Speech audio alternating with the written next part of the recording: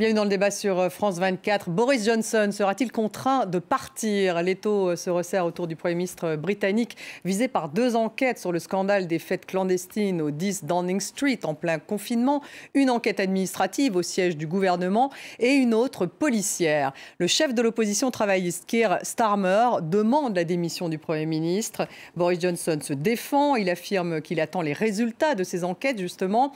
Le Premier ministre se focalise sur l'abandon par l'Angleterre de toutes les restrictions face au Covid-19 et sur une stratégie offensive dans la crise ukrainienne contre la Russie. Alors Boris Johnson est-il véritablement sur la sellette? En quoi consistent ces fameuses bouses parties? Comment réagissent les travaillistes, mais aussi les conservateurs? Comment le Premier ministre britannique se défend-il? Ces stratégies d'abandon des contraintes face au Covid en Angleterre ou encore de va-t-en-guerre dans la crise ukrainienne l'aideront-elles à rester en place? On en débat avec mes invités. J'ai le plaisir d'avoir à mes côtés Paul Thompson. Bonsoir. Bonsoir. Vous êtes vice-président du Parti conservateur en France. Bienvenue à vous. Merci. Également avec nous, Patrick Martin-Génier. Bonsoir. Bonsoir. Enseignant à Sciences Po et à l'INALCO, spécialiste de l'Europe et des relations internationales. Votre dernier livre, L'Europe a-t-elle un avenir? Bienvenue à vous également. Nous avons par Skype Agnès Alexandre Collier. Bonsoir, professeur de civilisation britannique à l'Université de Bourgogne-Franche-Comté. Bienvenue à vous. Bonsoir.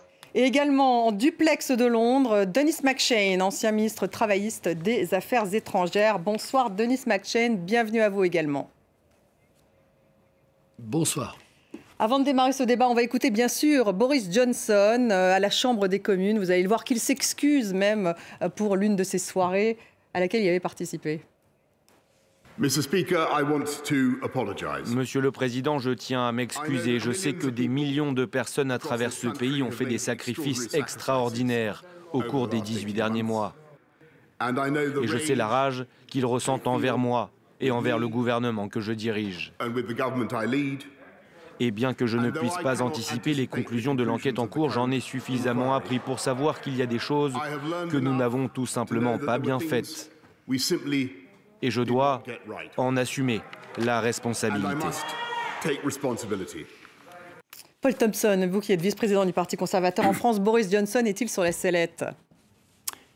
Il est sur la sellette, oui, dans ce sens qu'il est critiqué. Il est dans une situation qui est embarrassante, c'est certain. Je ne pense pas que cela veut dire qu'il est destiné à quitter de façon précipitée ses responsabilités. Enfin, c'est le sujet du débat ce soir, je pense.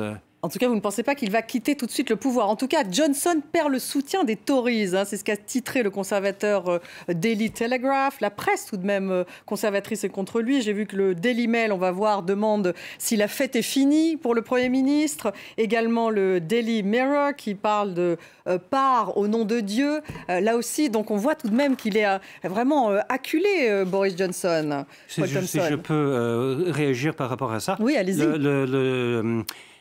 Dans le Daily Telegraph, un journal que je connais bien, qui historiquement soutient le Parti conservateur, tout à fait. Il y a effectivement des avis divergents. Ils ont toute une équipe de commentateurs et commentatrices. Certains restent de fervents partisans de Boris Johnson. D'autres n'aiment pas sa politique économique d'abord. Et cette histoire des fêtes vient l'affaiblir et c'est considéré comme bienvenu. Il est affaibli, en tout cas, vous pourriez dire ça ce soir, Boris Johnson. Il est dans une certaine difficulté, oui, mais c'est quelqu'un qui a beaucoup de personnalité et qui est un combattant et il a dû faire face par le passé à des situations très compliquées aussi. Donc, et il s'en sort toujours. Jusqu'ici, oui. Jusqu'ici. Il s'est excusé. Après cette semaine, il était beaucoup plus offensif. Denis McShane, le chef de l'opposition travailliste, en tout cas Keir Starmer, a demandé carrément, lui, la démission de Boris Johnson. Il dit qu'il pense que les règles qu'il a fixées ne s'appliquent pas à lui-même. Pour vous, est-ce qu'il est sur la sellette ? En difficulté complètement. Maintenant, tous les députés conservateurs, tous les députés rentrent à leur circonscription. Et mes anciens collègues conservateurs va parler aux gens, les gens de la rue, dans un pub, un match de rugby, au football ce week-end, les conseillers municipaux qui vont dire si vous gardez M. Johnson, il est fort possible qu'on va perdre ma position comme chef de ville, et surtout à leurs militants du base, le Parti conservateur, âge moyen de 70 ans, et ils sont des gens corrects, moyenne classe, ils ne sont pas super animés. Mais le comportement de M. Johnson, je pense, leur choque énormément. Et donc, c'est eux qui vont dire à leurs députés, parce que ce n'est pas vraiment la police ou l'enquête de hauts fonctionnaires, mais c'est le Parti conservateur et les députés qui doivent décider est-ce que c'est plus dangereux pour le parti de le garder en poste pendant un moment encore, ou peut-être lui dire poliment, comme ils ont dit à Mme Thatcher et des autres premiers ministres à l'époque, vous avez fait tout ce que vous pouvez faire, allez-vous-en gentiment. Allez-vous-en. Et on va chercher un remplacement qui n'est pas va irriter et le pays dans la manière comme M. Johnson a fait. Donc il est bien sur la sellette tout de même. Agnès Alexandre-Collier, en quoi consiste, pour revenir justement sur le cœur du problème, en quoi consistent ces soirées du 10 Downing Street? Manifestement, il y en a eu un certain nombre. L'une d'ailleurs pendant laquelle les convives étaient invités à apporter leur boisson. Bring your own booze, ça fait vraiment la une de toute la presse britannique. Une autre la veille des funérailles du prince Philippe, alors qu'il y avait justement ce deuil de la reine. Est-ce que ça choque en particulier? Parce que c'était pendant le confinement en plus au Royaume-Uni. Oui, c'est surtout cette dimension qui choque énormément, puisqu'en fait ce confinement a été très mal vécu pendant toute cette période. Moi, je vivais en Angleterre et effectivement, on n'avait pas le droit de sortir, de rencontrer plus d'une personne. Les conditions étaient relativement strictes. On pouvait être interrogé par la police et avoir à se justifier. Et Boris Johnson régulièrement parlait à la télévision pour expliquer les sacrifices qu'il demandait justement aux Britanniques, et en particulier le fait de ne pas pouvoir aller dire au revoir à leurs proches, par exemple, à l'hôpital ou en maison de retraite. Donc il y a eu quand même un certain nombre de sacrifices qui a été demandé de façon presque churchillienne d'ailleurs par Boris Johnson pendant cette période-là.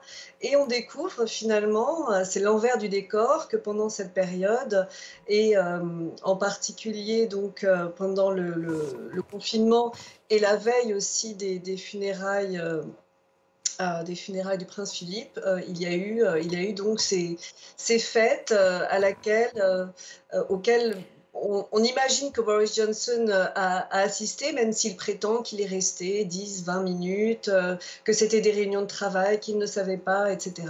Et donc ce qui choque peut-être plus les Britanniques, c'est à la fois le décalage entre les sacrifices qu'on leur a demandés et la réalité du pouvoir, et en même temps aussi les explications données par Boris Johnson qui n'a cessé finalement de se contredire pour justifier l'existence de ces fêtes. Et c'est plus cette espèce de spirale en fait de mensonges et de dénégation qui finit par effriter, je pense, la patience des Britanniques. Patrick Martin-Genier, il y a une enquête administrative avec cette femme dont on parle beaucoup au Royaume-Uni, qui est chargée justement d'enquêter, qui s'appelle Sue Gray, qui est chargée de sortir ce rapport. Puis il y a aussi une enquête policière. Donc finalement, Sue Gray, ça devient un peu la bête noire aujourd'hui de Boris Johnson. Oui, mais Sue Gray, qui est certainement quelqu'un de très honnête, est une haute fonctionnaire qui va rendre son rapport, mais c'est un peu l'arlésienne, si vous me permettez, jusqu'à présent, parce qu'on attend toujours ce rapport. Toujours pas de rapport. Toujours pas, on l'avait annoncé en début de semaine, puis on l'a annoncé hier et on l'annonce aujourd'hui. Il serait sur le bureau du Premier ministre, mais on dit qu'il faut que Boris Johnson le lise avant, parce qu'il s'est engagé à le publier alors qu'il y avait des rumeurs qu'il le lirait avant de le publier. Donc il y a ce problème. Le second problème, c'est une enquête de police. Et on a dit comment un Premier ministre qui passe son temps à mentir depuis le début. du Brexit jusqu'à maintenant, peut-il prêter serment devant la police qui va aller l'interroger? Et c'est la grosse difficulté aujourd'hui. Toutes les enquêtes, effectivement, sont faites, mais tout est fait pour éviter la vérité. Je veux dire, que la vérité éclate.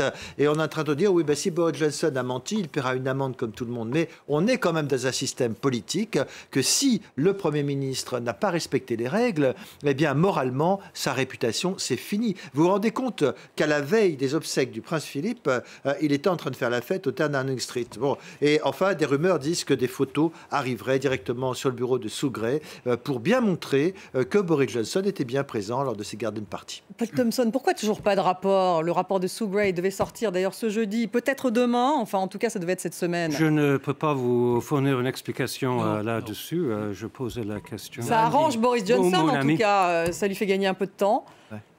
Sue Gray est, comme vous avez justement dit, une haute fonctionnaire. C'est une femme qui a une trempe reconnue par tout le monde. En même temps... Il la redoute un peu, j'ai lu, Boris Johnson. Oui. C'est possible parce qu'elle c'est quelqu'un qui a beaucoup d'influence, semble-t-il, dans la vie politique depuis de longues années, parce qu'apparemment, c'est une femme qui a beaucoup de caractère, très intelligente, et elle sait comment fonctionne le système, mais je pense que le rapport va quand même sortir. C'est inconcevable que ce soit dans 10 ans ou 15 ans. Mais alors, si ce rapport dit qu'effectivement Boris Johnson était à ces soirées, qu'effectivement il a participé à l'organisation, qu'est-ce qu'il va faire? Il devrait quitter le pouvoir dans ce cas. Est-ce qu'il y aura une motion de défiance de la part des conservateurs? C'est possible? Je suppose que non. Je suppose que non. Les ennemis de Boris Johnson estiment qu'il devrait partir, mais ils ne l'ont jamais. Ils l'ont toujours détesté. Ils n'ont pas aimé sa politique sur le Brexit, et donc pour eux, c'est une occasion en or pour essayer de le descendre. En ce qui concerne le Parti conservateur, c'était ça votre question. Il y a certaines personnes qui estiment qu'il a une politique trop centriste, même trop à gauche, et qui sont réservées à son sujet. Mais je tends à penser que ses qualités de leader qui sait parler au public, et ce n'est pas du tout vrai que c'est quelqu'un qui ment tout le temps. Vous dites qu'il ne ment pas tout le temps. Il a un discours de vérité sur le Brexit, également sur la situation sur l'idée d'indépendance du Royaume-Uni. Il donne suite à ses idées et les électeurs lui en savent gré. Mais en ce moment, il commence à baisser dans sa cote de popularité. Oui. Je vous fais intervenir tout de suite Patrick Martin-Génier, mais tout d'abord, Denis McShane, que vous répondiez justement à Paul Thompson. Il a tout de même un coup dans l'aile, me semble-t-il, en termes de popularité, Boris Johnson, en ce moment. Les sondages, non, oui. Dans les sondages. Les sondages ne sont pas bons. En effet, Boris Johnson a servi la droite, il a servi Rupert Murdoch, il a menti en le sens où, quand il y a 9 ans, David Cameron a annoncé le référendum, Boris Johnson a dit oui, bonne chose, mais on va rester dans le marché unique. Et 2 jours après le vote pour quitter l'Union, le traité, Boris Johnson, un grand papier dans le Daily Telegraph, mais on va rester dans le marché unique. Le problème en est, comme a dit Sylvie Berman, ambassadrice très très chevronnée de la France en Angleterre au moment du référendum, Boris Johnson, et je la cite, c'est pas mes propos, est un menteur invétéré. Demandez à ses femmes, à ses petites amies, à ses partis, ses collègues personnels. Il n'y a qu'un soleil dans le monde de Boris Johnson, c'est Boris Johnson. Et maintenant, on peut mentir à sa femme, à ses amis, à son parti. Oui, c'est pas ça qui va lui coûter son poste. On n'a pas le droit en Angleterre. Non, excusez-moi, on n'a pas le droit en Angleterre de mentir au Parlement. Et Boris Johnson a dit, noir sur blanc, non, il n'y avait pas des fêtes à Downing Street du tout. Et maintenant, on a évidence d'au moins une vingtaine. Donc, c'est ça son problème. C'est pourquoi la police, maintenant, jamais vu avant. Imaginez la police arrivant devant le président Macron pour demander le rendement de compte de quelque chose qui s'est passé à l'Élysée. C'est jamais vu en Angleterre. Et donc, justement, c'est inconcevable. Et maintenant, la question qui est le plus importante, qui doit faire trembler Boris, je crois. Alors ça va faire trembler Boris. Attendez, Patrick Martin-Geniez, allez-y, réagissez. Écoutez, très clairement, plus personne ne fait confiance à Boris Johnson. Comme vient de le dire Denis McShane, c'est un menteur invétéré, il a toujours menti. Il a même dit qu'il ne voulait plus respecter les traités internationaux. Et donc, sur ce point... Mais c'est pas ça qui va le... Non, si, parce que parlons du Parti conservateur. Je passe sous le contrôle de nos amis britanniques. Margaret Thatcher, elle est partie dans des conditions similaires. Madame Theresa May est partie. Pourquoi? Parce que vous avez au sein de votre parti ce qu'on appelle le comité 1922, qui à tout moment, qui regroupe les députés de base du Parti conservateur et qui à tout moment peuvent dire au Premier ministre « partez ». Alors il y a une motion de censure qui est possible à condition que 54 lettres de députés arrivent au comité pour organiser un vote. Et aujourd'hui, très clairement, les députés... Certains n'ont pas encore fait ce pas d'écrire ce courrier, sans quoi le comité serait obligé de prendre une motion de censure, premièrement. Mais imaginez tous ces députés conservateurs qui ont été élus dans la vague, il y a 2 ans, dans la vague conservatrice, avec une majorité énorme de plus entre 80 et 100 députés. Tous ces députés qui ont été élus dans les anciennes circonscriptions travaillistes, ce sont des gens qui, si demain il y avait des élections, seraient balayés par les électeurs. Donc il y a aujourd'hui une crise très grave qui montre aussi que le Parti travailliste est entre 10 et 15% plus haut que le Parti conservateur s'il y avait des élections législatives. Et ça, le parti doit le prendre en compte pour analyser la situation. Paul Thompson, il pourrait effectivement, si l'enquête révèle qu'effectivement il a menti, ce qui est une possibilité, l'enquête policière, est-ce qu'il pourrait justement faire l'objet de ce fameux vote de défiance dont vient de parler Patrick Martin-Geniez, c'est-à-dire effectivement ce comité 1922 qui a été formé de 18 députés conservateurs, je parle sous votre contrôle, qui peut envoyer, lorsqu'il y a 15% donc, des députés conservateurs qui envoient une lettre de défiance justement pour que Boris Johnson quitte le pouvoir et y mettre quelqu'un d'autre du Parti conservateur. Le système veut que s'il y a le nombre requis de lettres, il faut organiser un nouveau procédure de choix du leader du parti. Et celui qui est en place peut se présenter aussi, mais il sera obligé de faire face à un combat de ce type. Et Boris Johnson, je crois, a déjà dit que dans une telle éventualité, il se présenterait. Et puis, on verra bien comment... le résultat, c'est-à-dire que si en plus il est confirmé, dans ce cas, il doit rester pendant 1 an, c'est ça, à son poste, au moins. Je pense que s'il est reconfirmé par le vote. Oui, je pense que c'est ça, oui. Mais il n'y a pas les 54 lettres. Pour l'instant, il n'y a pas de 54 lettres. Ils en sont loin pour l'instant. Vous dites qu'ils en sont loin, vous en êtes sûr? Mais si l'enquête... Je n'ai pas les lettres moi-même dans ma boîte. Non, mais si l'enquête montre qu'il a menti, il y en aura peut-être plus. Oui, s'il a menti au Parlement, il sera obligé de partir. Voilà. Vous pensez cela?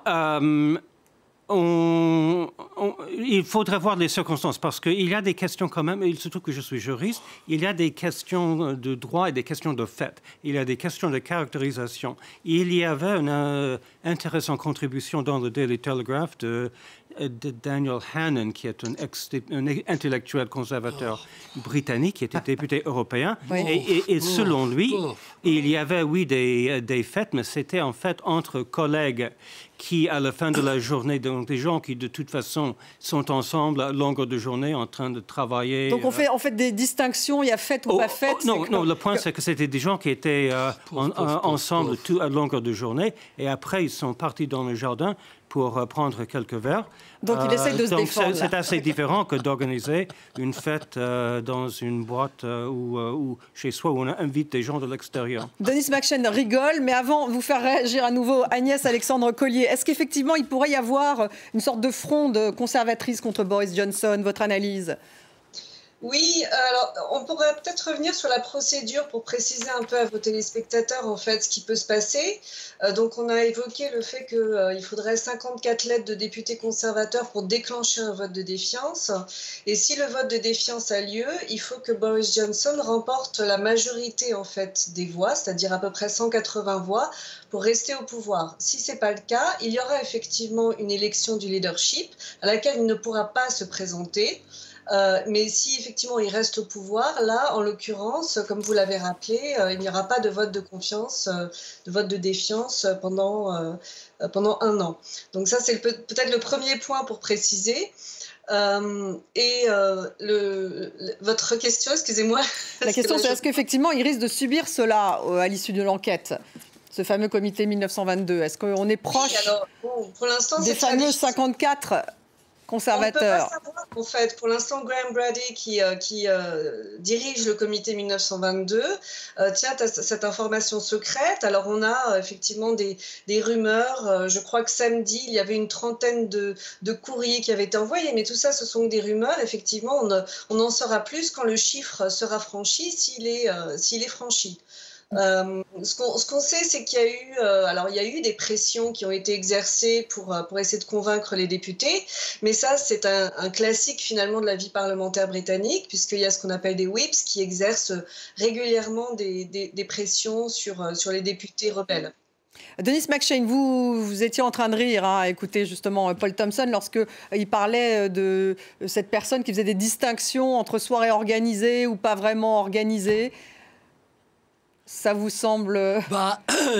Le monsieur, c'est un lord, c'est un lèche-botte de Boris Johnson depuis 15 ans. Le lord Hannon, c'est un grand ami à moi, on fait du ski ensemble. Mais franchement, c'est un homme plus à droite, plus réactionnaire que Eric Zemmour.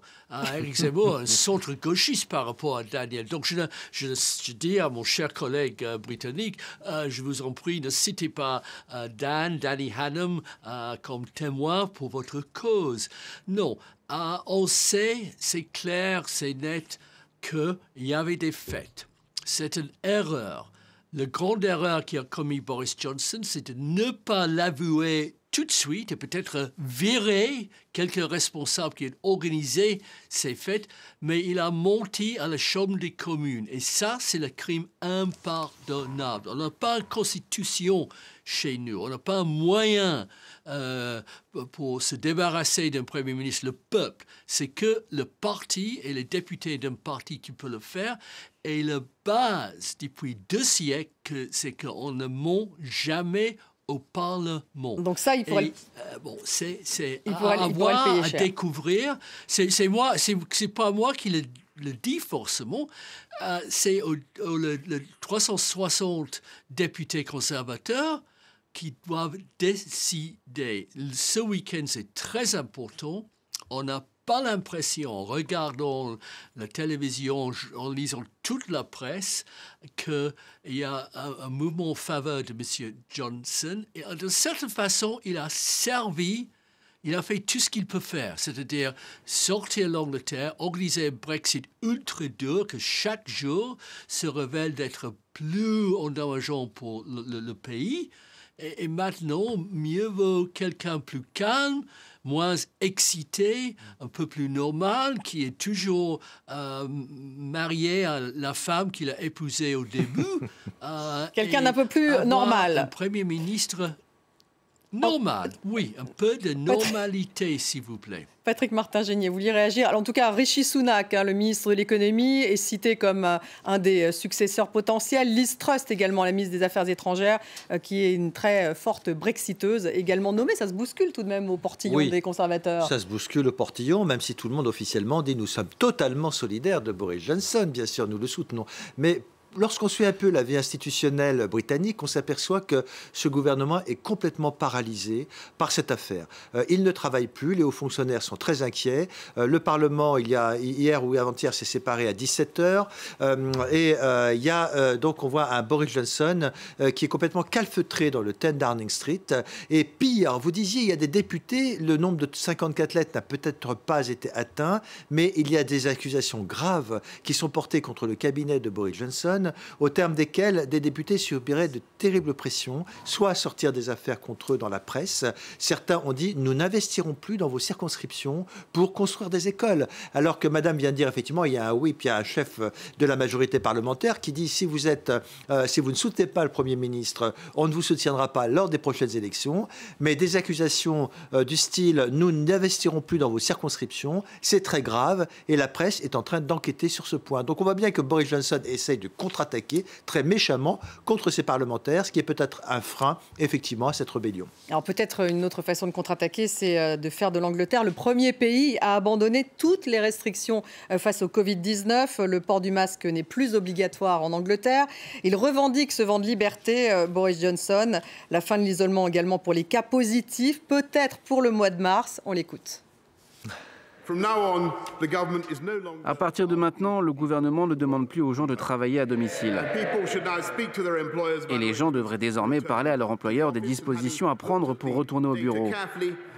Après avoir examiné attentivement les données, le cabinet a conclu qu'une fois que ces règles auront expiré, le gouvernement n'imposera plus le port du masque où que ce soit. Paul Thompson, c'est aussi un peu une manière de faire diversion ou d'avoir une sorte de socle qui vous soutient que d'annoncer ce type de mesures en ce moment pour Boris Johnson. Le vent de liberté. D'abord, bien sûr, il essaie de contre-attaquer, c'est parfaitement normal et légitime. Un Premier ministre attaqué n'a pas un devoir de ne rien dire, de ne pas réagir. Donc, vous dites que vous avez... Tous les moyens sont possibles ou justifiés? Non, bien sûr que non. Mais je ne crois pas non plus qu'il y a un immobilisme ou un blocage des rouages du gouvernement. Je ne sais pas du tout où vous trouvez ça. Au contraire, le pays est très actif sur le front de la gestion du Covid, également en politique internationale. Et là aussi, si on veut à tout prix critiquer Boris Johnson, on peut dire, oui, il monte au créneau par rapport à l'Ukraine pour faire diversion. Ce serait oublier que les gouvernements successifs britanniques depuis toujours, je dirais, sont très vigilants par rapport à la Russie. Ils ont tendance à être hostiles à la Russie. On va revenir sur l'Ukraine, mais sur le Covid, justement, parce qu'on a beaucoup reproché à Boris Johnson d'avoir une opinion différente, d'avoir fait volte-face à plusieurs reprises sur cette épidémie. Et aujourd'hui, le fait qu'il annonce la fin du port du masque, la limitation, justement la fin de ces restrictions, ça le rend populaire. C'est populaire au Royaume-Uni, en Angleterre, ces mesures? Auprès de certain nombre de personnes, certainement. C'est un sujet qui est quand même compliqué. Il y a des débats en France, en Allemagne, aux Pays-Bas. Et c'est vrai qu'au Royaume-Uni, il y a eu des oscillations assez violentes dans la politique du gouvernement, plus qu'en France, je dirais.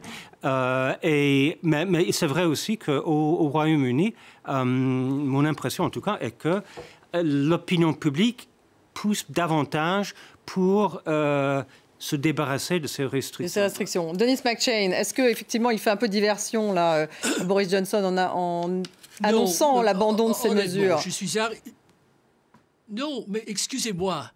Vous ne pas confondez ce que annonce Boris Johnson et la réalité. Je suis arrivé ici au studio dans un bus, tout le monde porte des masques. Je prends le métro demain, tout le monde porte des masques. Vous entrez dans un supermarché, mais ce n'est plus obligatoire. Tout le monde porte des masques. Non, c'est plus légalement obligatoire, mais la plupart des médecins, ils sont sur la télévision, la radio tous les jours, disons prudence, précaution. Les directeurs des écoles, non, on va pas risquer encore. Il faut fermer le masque parce que M. Boris Johnson m'a donné un cadeau à la droite libertaire anti-vax. Et donc, je m'excuse, mais je ne suis pas convaincu. Moi je suis pas contre ce que Boris Johnson a annoncé, surtout pour les voyageurs arrivant ici sans obligation de prendre un test PCR. Mais quand même, le peuple a beaucoup plus de sagesse parce qu'on a 154 000 des Britanniques qui sont morts parce qu'au début, M. Johnson a si mal organisé les EHPAD, le matériel de précaution. On a vu tant des vieux hommes, plus de 90 ans, mourant sans un dernier câlin avec leurs petits-enfants grâce à la compétence de la gestion. Donc, oui, on a fait un bon programme de vaccination. Je dis. Oui, c'est ce qui met en avant, bien sûr. Le programme de vaccination. Mais les médecins, et l'Écosse a déjà fait ôter l'obligation de porter des masques il y a quelques jours. Donc, M. Johnson fait du catch-up. Mais je ne pense pas que ça va changer d'un iota ce que le peuple britannique pense et surtout ce que ses députés pensent. Ça va être défini ce week-end par ce que leurs supporters, leurs militants, leurs amis, leurs électeurs vont leur dire. Ça va être un peu le week-end de tous les dangers à vous écouter, Denis McShane.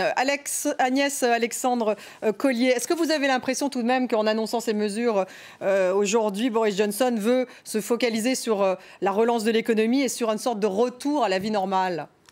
Oui, bien sûr. D'ailleurs, la presse a appelé ça l'opération viande rouge ou os à ronger, c'est-à-dire faire diversion en annonçant toutes sortes de mesures pour détourner l'attention des Britanniques. Donc, il y a la levée des restrictions, il y a eu aussi la déclaration sur la fin de la redevance pour la BBC, qui devrait être terminée. Mais bon, tout ça, ce sont effectivement des promesses et des annonces qui sont censées apaiser la situation et gagner du temps.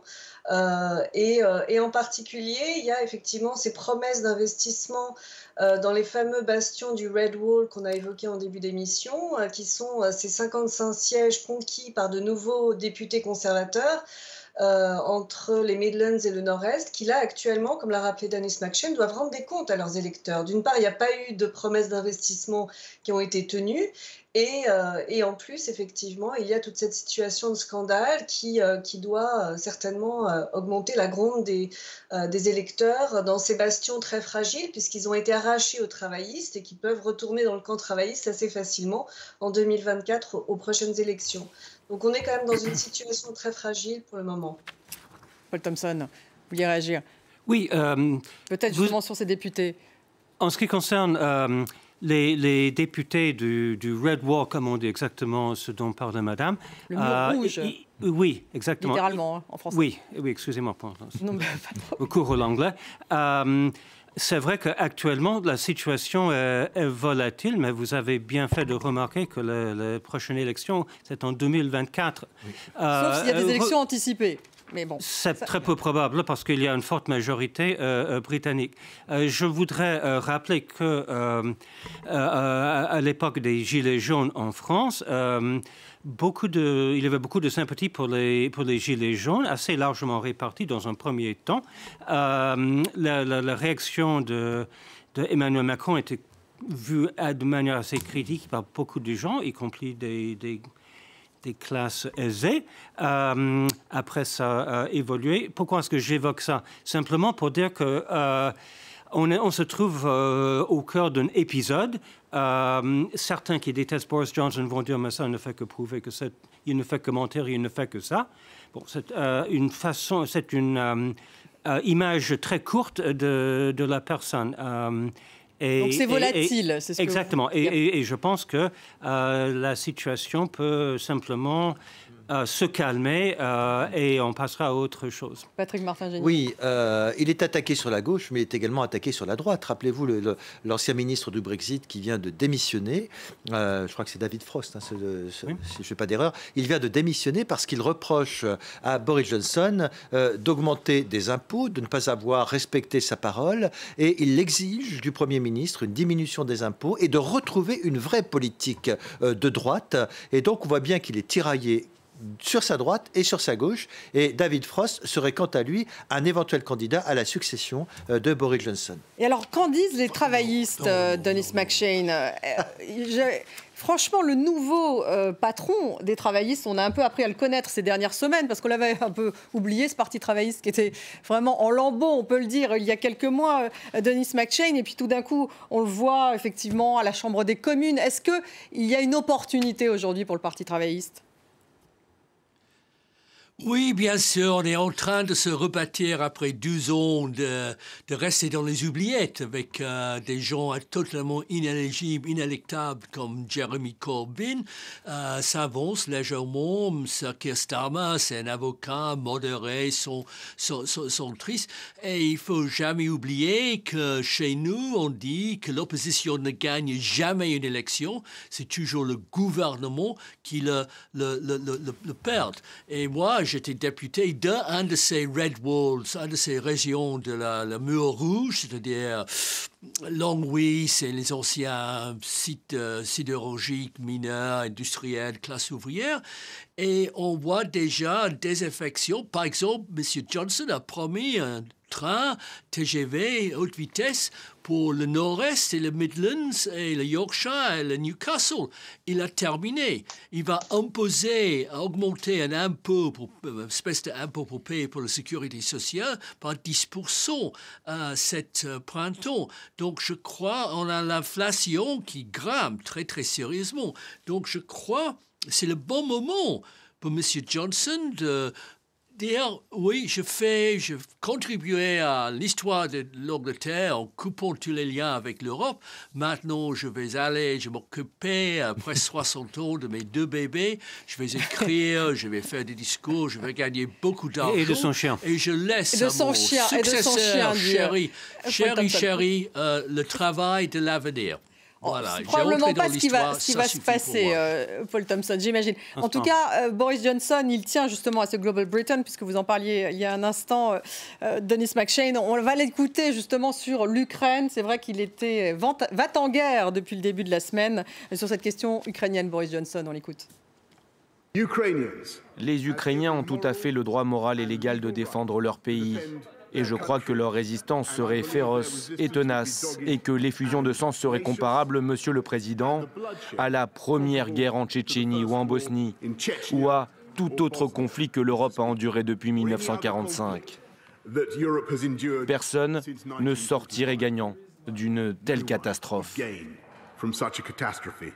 Agnès Alexandre-Collier, là c'était vraiment pour le coup celui qui veut montrer que Global Britain existe sur la scène internationale.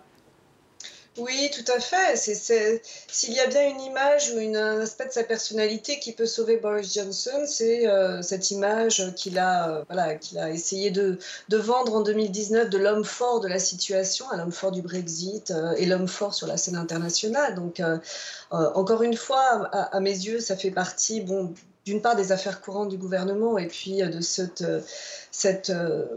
capacité aussi à détourner l'attention.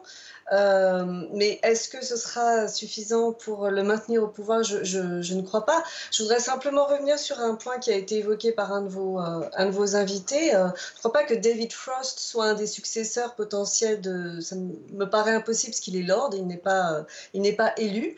En revanche, on peut parler des 2 successeurs potentiels, ou en tout cas des 2 challengers potentiels qui sont Rishi Sunak et Liz Truss, et qui, comme l'a rappelé votre invité, effectivement, viennent plutôt de la droite du parti. Donc là, actuellement, ça confirme bien l'idée qu'il est pris en tenaille entre différentes factions, que ce soit la gauche, la droite, et qu'il est dans une position difficile.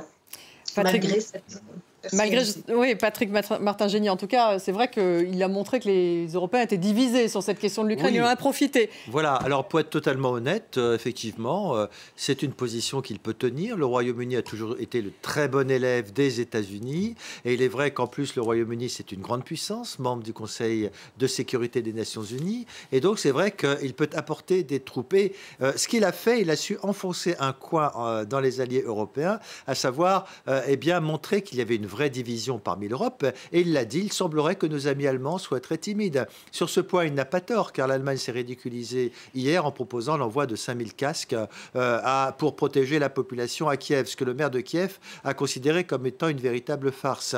Donc là, effectivement, c'est un point fort du Royaume-Uni, qui reste une puissance militaire très importante.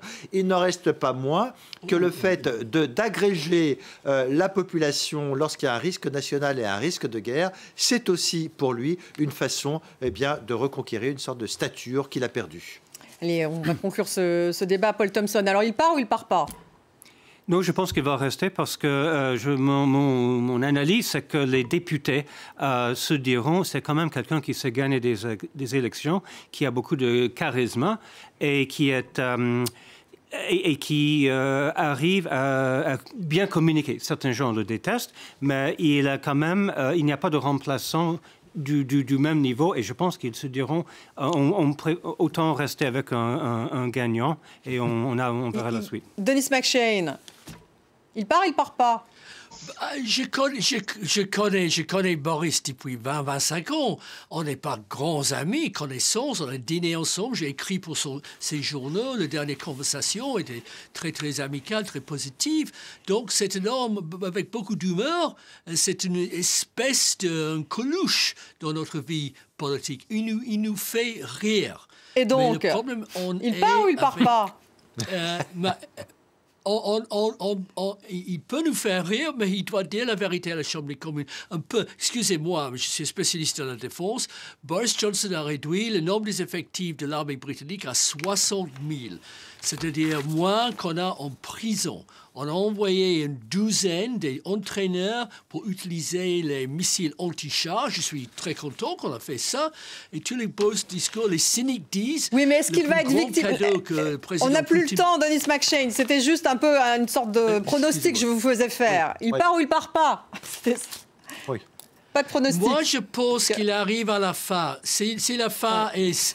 Et ce week-end, ces prochains jours, je ne sais pas. Vous verrez, mais je ne pense pas que Boris Johnson sera là à la prochaine élection. Voilà. Merci beaucoup, Denis McShane. Merci à vous, Paul Thompson. Merci Agnès Alexandre Collier d'avoir été avec nous également. Et merci à vous, Patrick Martin-Génier. Merci à vous tous de nous avoir suivis. Restez avec nous sur France 24.